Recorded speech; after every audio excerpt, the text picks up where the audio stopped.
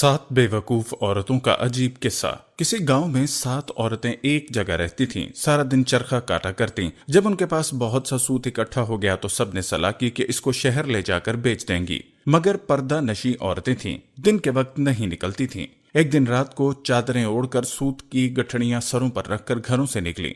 शहर पहुंचते पहुंचते रात के 12 बज गए। गश्त के सिपाही पहरा दे रहे थे। उन्होंने जब देखा कि 3 औरतें सरों पर गठड़ियां रखी चली आ रही हैं, वो समझे चोर है। दूर से ललकारा, कौन हो तुम और कहां से आ रही हो? ये औरतें डर गईं। कोई जवाब नहीं दिया। सिपाही ने करीब आकर पूछा, बोलती क्यों नहीं? ये तुम्हारे सर पर किस चीज की गठड़ियां हैं? एक औरत ने डरते डरते जवाब दिया, भाई ये सूत है, हम शहर में बेचने जा रही हैं। सिपाही ने डांट कर कहा, हमें बेवकूफ बना रही हो? रात के 12 बजे कौन सा बाजार खुला है जो तुम सूत बेचने जा रही हो? जरूर कहीं से चोरी करके आ रही हो। चलो मेरे साथ थाने। ये 7 हाथ जोड़ने लगी, उसकी मिन्नतें करने लगी, लेकिन उसने एक न सुनी और उन्हें अपने साथ ले गया। थाने पहुंचकर सिपाही ने दरोगा जी से उनकी शिकायत की। वो उस वक्त सो रहे थे। नींद में उन्होंने कह दिया कि हवालात में बंद कर दो। इन सबको एक कोठड़ी में बंद कर दिया गया, जिसमें सिर्फ एक खिड़की थी जो बरामदे में खुलती थी। खिड़की के सामने दरोगा जी का पलंग लगा था, जहां वो सो रहा था। वो 7 कोठड़ी में बंद होकर पहले अपनी किस्मत पर रोती रहीं और फिर जब दिल हल्का हो गया तो बातें करने लगी। एक ने कहा, रात कैसे गुजरेगी, कोई किस्सा या कहानी शुरू करो। दूसरी ने कहा, आप बीती सुनोगी या जग बीती? तीसरी ने कहा, बहन आप बीती सुनाओ। पहली ने अपनी कहानी इस तरह सुनाई। शुरू की कि मैं एक चपड़ासी की बीवी थी। घर में ना कोई सास थी ना नंद। दोनों मियाँ बीवी सुकून से रह रहे थे। मियाँ के पास जितना रुपया था उसका उन्होंने मुझे सोना बनवा दिया था और कहा था कि अपना जेवर एहतियात से रखना। नौकरी का कोई भरोसा नहीं। हाकिम बहुत बदमिजाज है, हमेशा मुझसे नाखुश रहता है। अगर नौकरी चली गई तो जेवर बेचकर दुकान बनाऊंगा। मैंने उन्हें इत्मीनान दिलाया कि मैं सारा जेवर संदूक में रखती हूँ और संदूक को ताला लगाकर चाबी अपने पास रखती हूँ। मैं सारा दिन घर में बेजार हो जाती। मैंने शौहर से कहकर एक बकरी ले ली और उसका नाम बद्दू रखा। मैं बकरी से अपना दिल बहला लेती। मियाँ नाश्ता करके दफ्तर चले जाते और दोपहर का खाना खाने घर आते।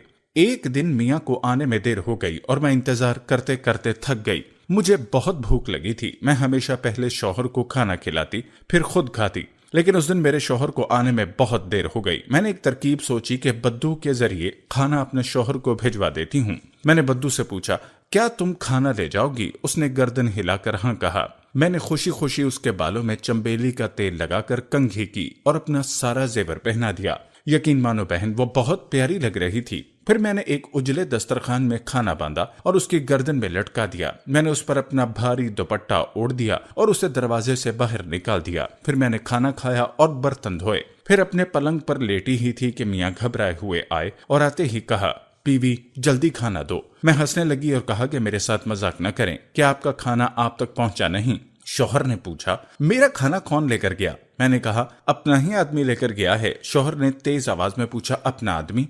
कौन अपना आदमी? उसने कहा, तुम बद्दू को नहीं जानते? शौहर ने कहा, तुमने उस जानवर को खाना देकर भेज दिया। मैंने कहा, कौन सा जानवर? मैंने उसे इंसान बनाकर भेजा है। शौहर ने कहा, वो कैसे? उसने कहा, मैंने अपना सारा जेवर पहनाकर और अपना दुपट्टा उड़ाकर भेजा ताकि जब वो तुम्हारी कचहरी में पहुंचे तो तुम्हारी शान में इजाफा हो। शौहर ने जब ये किस्सा सुना तो सर पीट दिया और फौरन गली में भागा। उसने हर एक से बद्दू का पता पूछा। जो भी सुनता हंस देता। आखिर वो कचहरी तक पहुंच गया, लेकिन बद्दू का कुछ पता न चल सका। उसने घर आकर मुझे बाजू से पकड़कर घर से बाहर निकाल दिया कि ऐसी औरत की मेरे घर में कोई जगह नहीं है। भला तुम ही बताओ, ये कोई बात हुई? दूसरी औरत ने कहा, बहन मेरे मियाँ काफी पैसे वाले थे। वो तिजारत करते थे।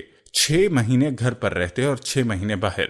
मेरी शादी को 1 महीना गुजरा कि मियाँ को परदेश जाना पड़ा। मेरी तन्हाई के डर से उसने मेरी माँ को बुलवा दिया। उसने सारे साल का सौदा सलफ घर से रखवा दिया और कुछ ऊपर पैसे भी दिए। इसके अलावा 20 रुपए ईद उल फितर के, 20 शबराती के, 20 मुहर्रम के और 20 बकरा ईद के दे गए।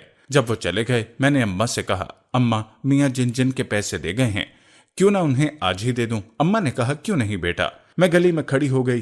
थोड़ी देर बाद वहां से एक आदमी गुजरा। मैंने उनसे पूछा, क्या तुम शबराती हो? उसने कहा, आपको शबराती से क्या काम है?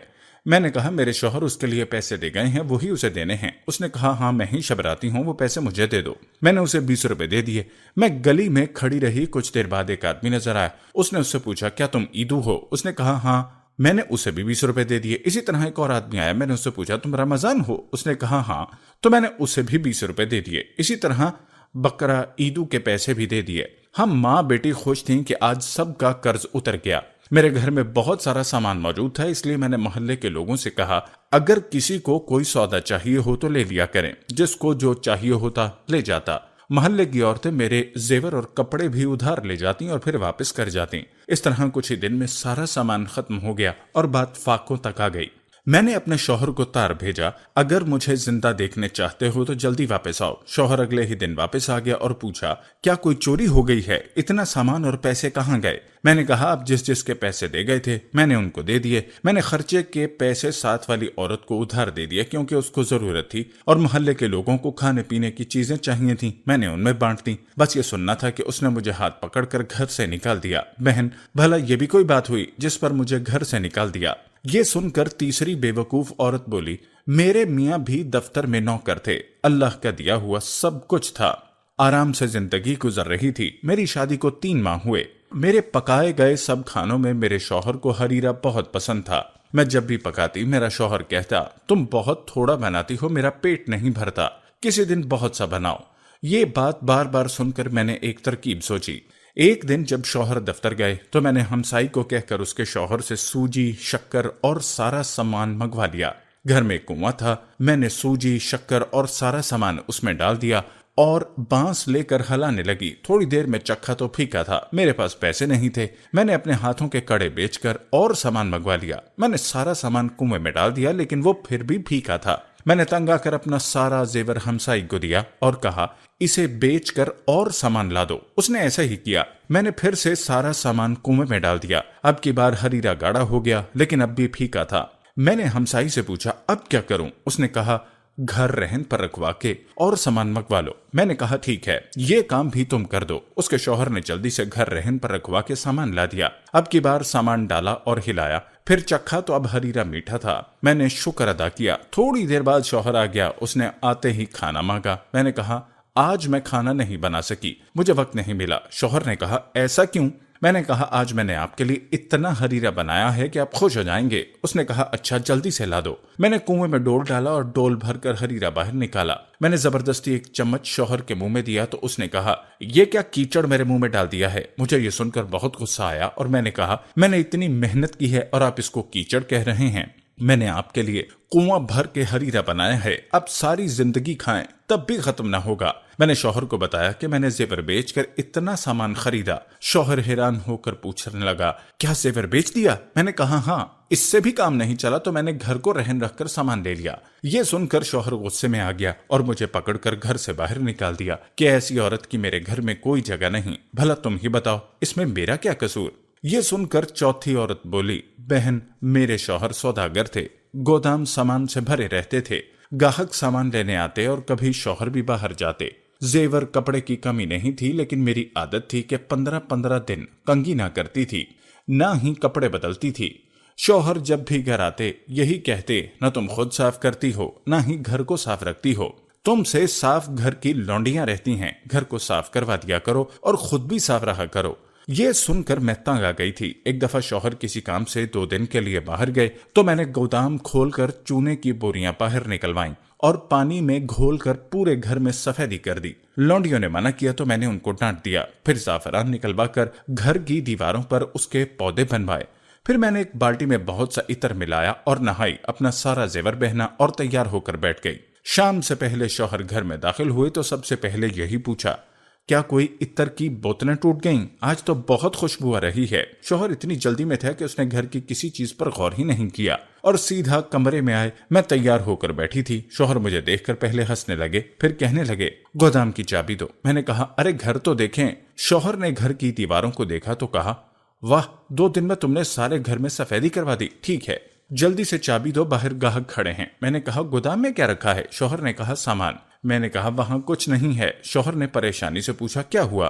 چوری ہو گئی ہے کیا؟ میں نے کہا نہیں، چوری کیوں ہوگی؟ میں نے سارا سامان چونے میں ملا کر گھر کی سفیدی کروائی ہے اور زعفران اور گلاب بھی اس میں ملوا دیا اور خود بھی عطر سے نہائی ہوں، آپ ہی تو ہمیشہ شکایت کرتے تھے۔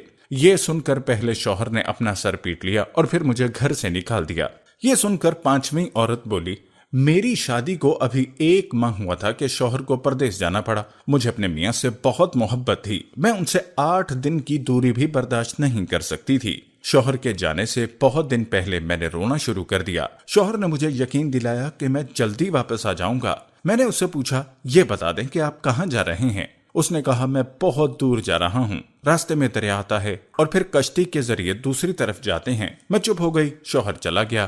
رات کسی طرح گزر گئی، لیکن جب دن ہوا تو میرے دل نہ لگا۔ میں نے لونڈی سے کہا، مجھے میرے شوہر کے پاس لے جاؤ۔ تو اس نے کہا، میں کیسے لے جاؤں؟ راستے میں دریا آتا ہے اور پھر کشتی کے ذریعے جاتے ہیں۔ میں نے اس سے کہا، کیوں نہ گھر میں دریا بنا لیں۔ وہ خوش ہو گئی۔ ہم نے مزدوروں کو بلوا کر گھر کی کھڑکیاں اور روشن دان بند کروا دیے، پھر زیور بیچ کر گھر میں پانی ڈلوانا شروع کیا۔ سارے پیسے اور زیور بک گیا، لیکن پانی اوپر نہ آیا۔ میں نے محلے کے لوگوں سے کہا کہ کوئی میرا گھر خرید لے اور مجھے اس میں پانی ڈلوا دے۔ کوئی شخص نہ مانا۔ آخر ایک ایسا آدمی ملا جس نے یقین دلایا کہ وہ مجھے پانی ڈلوا دے گا۔ اس نے پانی ڈلوانا شروع کر دیا اور کچھ ہی دیر میں پانی بہت اونچا ہو گیا۔ لونڈی نے پہلے ہی 2 گھڑے الگ کر لیے تھے۔ ہم ان گڑوں پر بیٹھ کر پانی میں اتر گئیں اور سفر شروع کیا۔ کبھی میں آگے نکل جاتی تو کبھی لونڈی۔ اس طرح ہم نے کئی گھنٹوں سفر جاری رکھا۔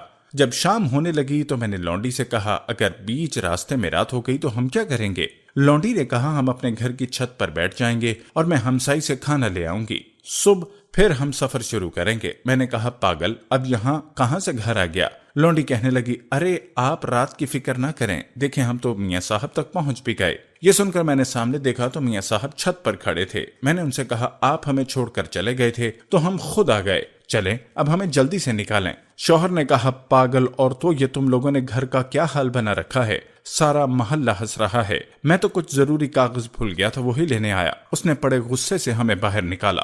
لونڈی کو تو بہت مارا اور مجھے گھر سے نکال دیا۔ اب بتاؤ، یہ بھی کوئی وجہ تھے گھر سے نکالنے کی؟ اب چھٹی عورت اپنا قصہ سنانے لگی۔ میری شادی کو 1 ماہ گزرا کہ رمضان شریف شروع ہو گیا۔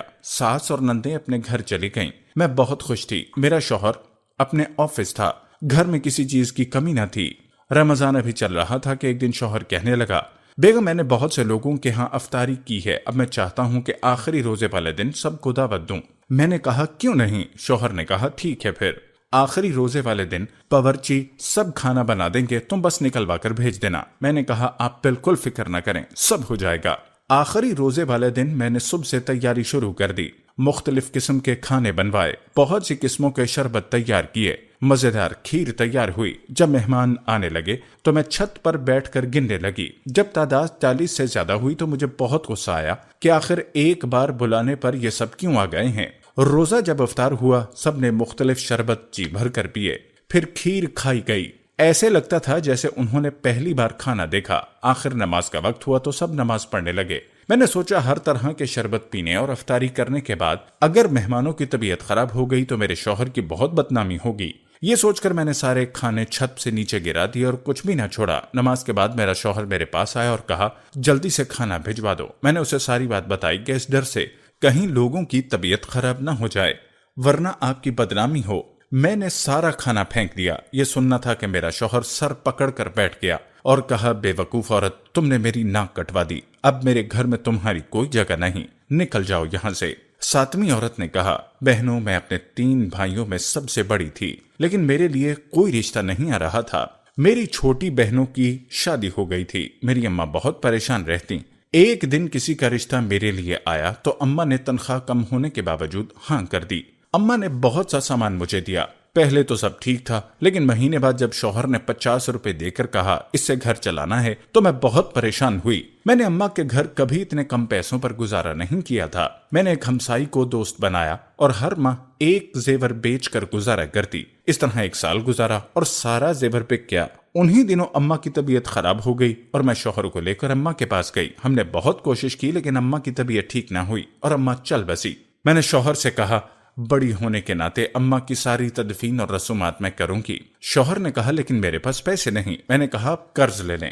اس نے کہا، میں قرض کہاں سے دوں گا؟ اگر تم اماں کی کوئی بھاری چیز اٹھا لو تو میں یہ کام کر سکتا ہوں۔ میں نے کہا، ٹھیک ہے، تم فکر نہ کرو۔ میں نے 2000 کا قرض لے لیا اور اس طرح شان و شوکت سے سارا کچھ ہو گیا۔ سب نے میرے شوہر کی بہت تعریف کی۔ میں نے ورثے میں سے کچھ بھی نہ لیا۔ میرے شوہر حیران تھے، لیکن میں نے انہیں کہا میں نے بھاری چیز اٹھا لی ہے، آپ فکر نہ کریں۔ رات کو جب سب سو گئے تو میں نے شوہر کو لے کر اماں کے کمرے میں گئی اور کہا دیکھیں میں نے کیا اٹھایا۔ شوہر نے پتھر دیکھا اور کہا کیا اس کے نیچے اشرفیاں ہیں؟ میں نے کہا نہیں، وہ کیوں ہوں گی، یہ وہ پتھر ہے جس پر بیٹھ کر اماں نماز پڑھتی تھیں، آپ ہی نے تو کہا تھا کوئی بھاری چیز اٹھانا، مجھے اس سے زیادہ بھاری کوئی چیز نہیں ملی۔ یہ سننا تھا کہ میرا شوہر سر پکڑ کر بیٹھ گیا، پھر مجھے پکڑ کر جنگل میں چھوڑ گیا تاکہ ساری زندگی بھٹکتی رہوں۔ اپنی اپنی کہانی سنا کر ساری عورتیں اپنی اپنی گٹھڑی پر سر رکھ کر سو گئیں۔ صبح ہوئی تو داروغہ صاحب نے سپاہی کو کہا ان 7 عورتوں کو چھوڑ دو، ان کا سوت بیچ کر انہیں پیسے لا دو، کیونکہ وہ ان کی ساری کہانیاں سن چکے تھے اور انہیں یقین ہو چکا تھا یہ دنیا کی سب سے بے وقوف عورتیں ہیں۔